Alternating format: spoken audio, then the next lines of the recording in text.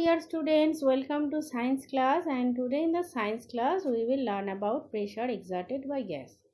Like liquids, gases also exert pressure in all directions. Now, why do balloons inflate when we feel air in it? Why does tube of cycle tire inflate? And this is for gases exert pressure on the inner wall of the balloon. And the air exert pressure on the inner wall of the cycle tube. Now, like liquid, gases also exert pressure in all directions. So here are some examples you can see where the air pressure exert on different objects can be seen. First example, where air give pressure in the upward direction. Now, when we invert a glass of water filled up to the brim and covered the surface of the water with a cardboard and invert this one, we will see the cardboard is not falling. That means first you are to take a glass of water which is filled up to the brim.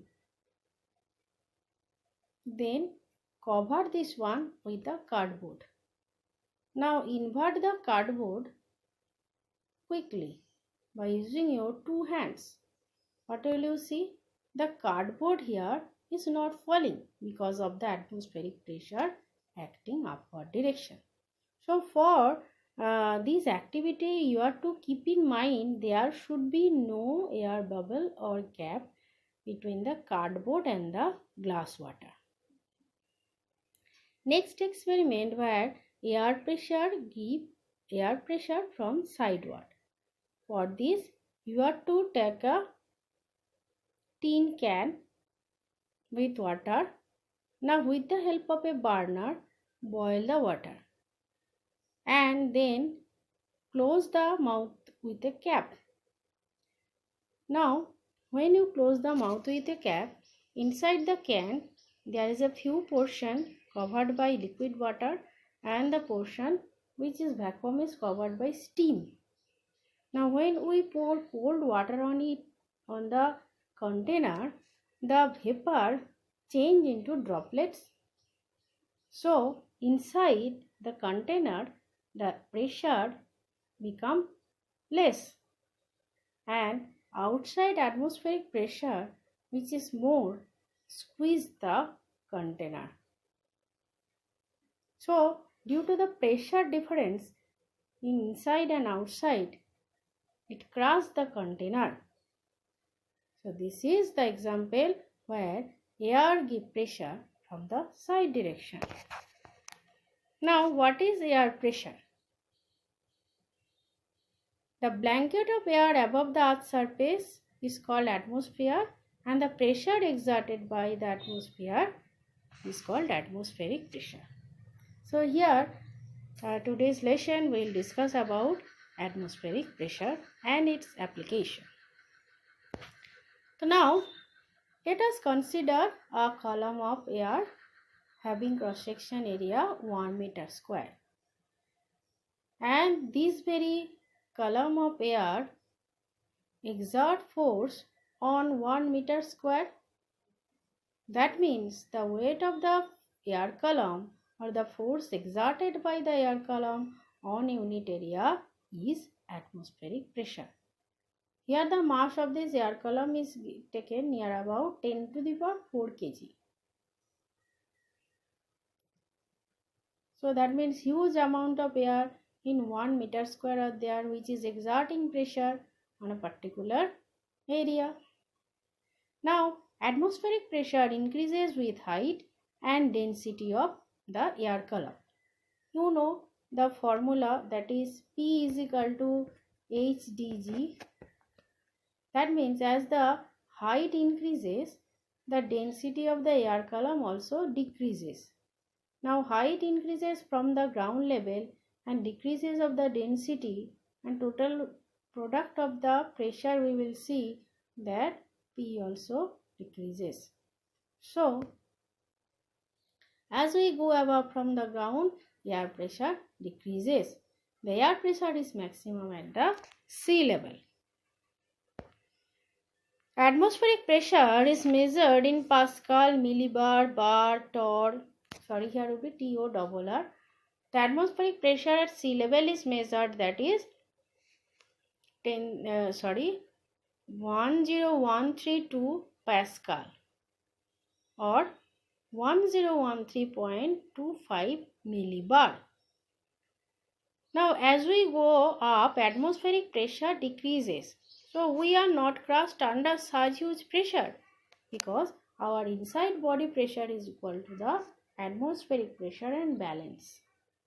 Here we can see that 1 bar is equal to 100,000 Pascal, where 1 millibar is equal to 1000 Pascal. So, let us see from where we are getting 101325 Pascal. So, use the formula of pressure exerted by the fluid, that is HDG.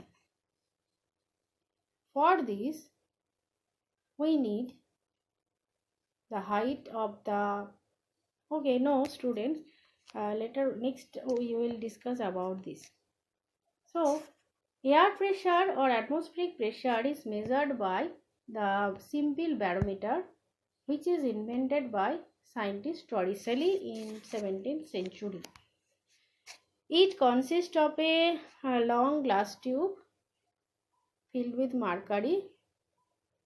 Atmospheric pressure acting on the bath of the mercury in downward direction pulls the mercury up to the glass tube. So, this very glass tube is inverted or kept reverse way in a tray of mercury, which is filled in a tray of mercury. Now, when atmospheric pressure acts on that very surface of the mercury also transmits the pressure to the mercury column in the long glass tube. And for this, the height of the mercury column remains same. And it is seen that mercury rises up to 76 cm inside the glass tube. Now, the height of the mercury column varies with the places, and at sea level the height remains at 76 cm. So, the pressure exerted by the 76 cm of mercury is equal to the pressure on that very area, on that very place by atmosphere. So, pressure exerted by 76 cm of mercury column is called 1 atmospheric pressure. Also, we can say 1 atmospheric pressure is the pressure which pushes the mercury through a tube up to 76 cm. Now, when the mercury come down into the tube, there is a vacuum created. That very vacuum is called Torricelli's vacuum. Actually, here mercury vapor is there. It is not a full vacuum place, it is a mercury vapor is there. Hg vapor is there. So, this very place is called Torricelli's vacuum. It is seen that if the mercury tube is tilted right side or left side, the height of the mercury column always remains same. Next, types of barometer. Barometer we have seen 14's barometer and aneroid barometer. The 14 barometers, the principle is same as that of the simple barometer invented by Torricelli, but it is more advanced and it is more useful than that of the simple barometer. Here also mercury is used, but in aneroid barometer no mercury is required. For this, aneroid barometer is portable and light in weight also. Inside barometer, some levers are there which works on the air pressure acting on the upper surface of the barometer. So according to the pressure acting above the barometer surface or barometer top, the lever, the pointer moves. In this aneroid barometer, not only we can measure the pressure, altitude can also be measured. For this, it is very useful, and mountaineers,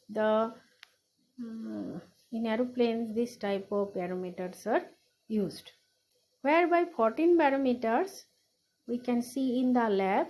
Not only it can measure the air pressure, with the help of this temperature scale is also there. Temperature also can be measured.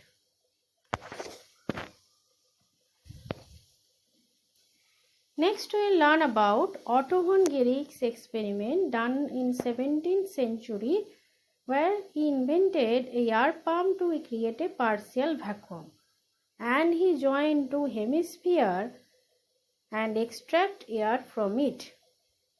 The outside pressure is so great that it did not allow to separate the sphere apart. Even he employed 8 horses on each sphere to pull them, but failed. From this experiment, Otto von showed that what is the extreme air pressure acting on the surface of the earth. Now what happens actually? The air pressure acting on the sphere made of two metal hemispheres before evacuation of air and after evacuation of air. So before evacuation of air, you can see in this picture the force acting from inside and also from the outside. So as a result, the inside force and outside pressure, inside pressure, outside pressure nullify each other. So the p sphere can be separated. But when the air inside it extracted, inside inward force is 0, so no inward pressure is there, only outer atmospheric pressure is acting. As a result, that become possible to separate them apart. This happens in case of Otto von Guerich's experiment. Now, application of atmospheric pressure in our daily life. So air pressure help us to drink liquid with straw. Rubber suckers stick to the surface for the air pressure. Air pressure pushes hot air balloon up. Air pressure helps to run ink through dropper. Now, how does air pressure helps to drink liquid with a straw? Let us see. For this, take a glass of water or any liquid you can take. Then you immerse one straw. So when you are not drinking liquid, inside the straw there is only air. Now when you drink the liquid, first you suck the air inside the straw. So when you suck the air inside the straw, the air pressure inside the straw become less, and to fill the gap of the air, liquid from the glass enter into the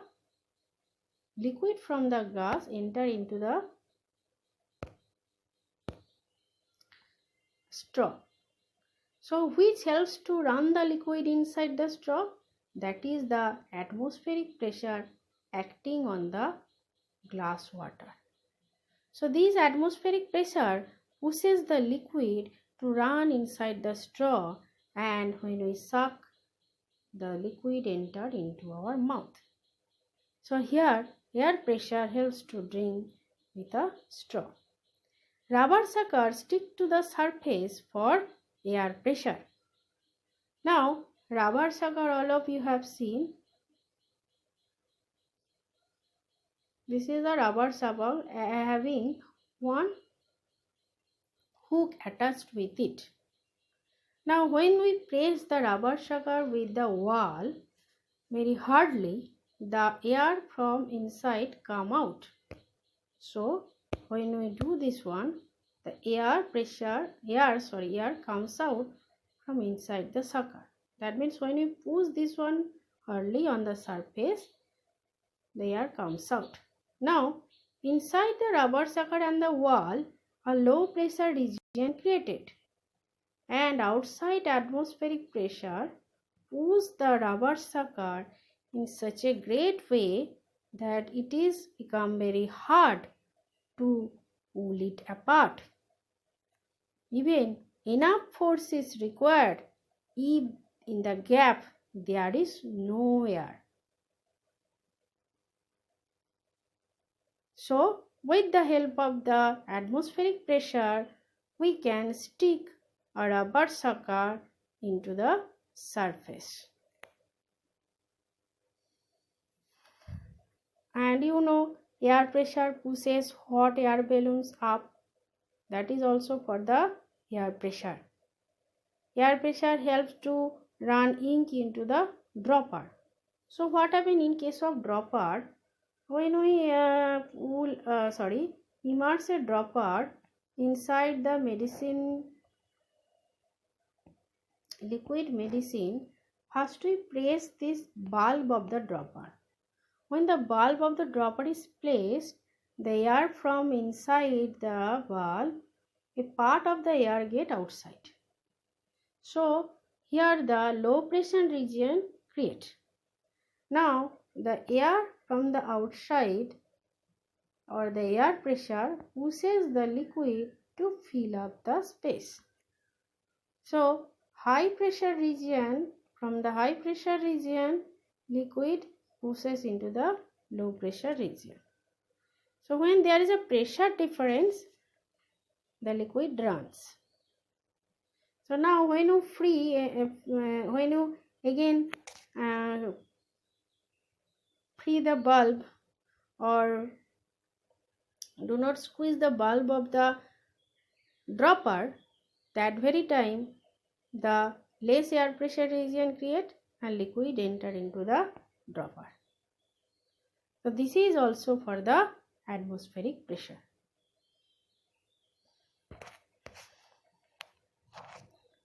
Now there is a point you can see, it is pin through by a red ink.